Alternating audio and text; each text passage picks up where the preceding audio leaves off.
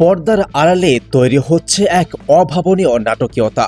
South Asian football মানচিত্রে আসতে যাচ্ছে বিশাল এক ঝড়। একদিকে 5 বারের বিশ্ব চ্যাম্পিয়ন ব্রাজিল, আর অন্যদিকে মর্যাদাপূর্ণ ফিফা এশিয়ান কাপ। এই দুটির মধ্যে যে কোনো একটিকে বেছে নিতে বাধ্য হচ্ছে ভারত। আর ভারতের এই এক কঠিন সিদ্ধান্তের ওপর ভর করেই ভাগ্য খুলে যেতে পারে বাংলাদেশ ফুটবল দলের। ঘটনার সূত্রপাত ফিফা এশিয়ান কাপ ঘিরে। ফিফার আমন্ত্রণে টুর্নামেন্ট খেলতে নীতিগতভাবে রাজি হয়েছিল ভারত, কিন্তু হঠাৎই একই সময়ে তাদের সামনে হাজির হয় ব্রাজিলের বিরুদ্ধে প্রীতি ম্যাচ খেলার সুযোগ। মহাফাপরে পরে ভারত এক চালাকি করতে চেয়েছিল। তারা এশিয়ান কাপে অনূর্ধ্ব 23 দল পাঠানোর প্রস্তাব দেয়, কিন্তু ফিফা তা সরাসরি বাতিল করে দিয়েছে। সাফ জানিয়ে দিয়েছে, হয় মূল দল পাঠাও, না হয় এশিয়ান কাপ থেকে বিদায় নাও।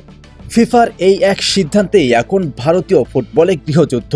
ভারতের সাবেক কিংবদন্তি ফুটবলাররা বলছেন, ব্রাজিল ম্যাচ বাদ দিয়ে হলেও এশিয়ান কাপ খেলো, দেশের সম্মান আগে। কিন্তু ফুটবল বোর্ডের নজরে কেবলই বিজ্ঞাপনী বাণিজ্য আর কোটি টাকার স্পন্সরশিপের দিকে। তারা ব্রাজিল ম্যাচ খেলে মোটা অঙ্কের ব্যবসা করতে মরিয়া।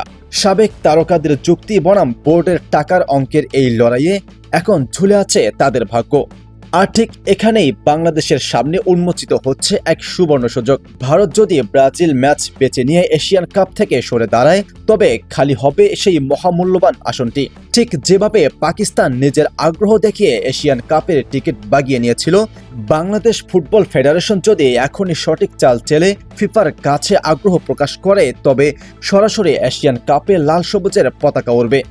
ভারত কি কোটি টাকার লোপে ব্রাজিল ম্যাচ নেবে, নাকি বাংলাদেশ শেষ মুহূর্তে এই ঐতিহাসিক সুযোগ লুপে নেবে? বাফুফের কি এখনই ফিফাকে চিঠি পাঠানো উচিত? কমেন্টে আপনার মতামত লিখুন এবং পরবর্তী এক্সক্লুসিভ খবরের জন্য চ্যানেলটি সাবস্ক্রাইব করে রাখুন।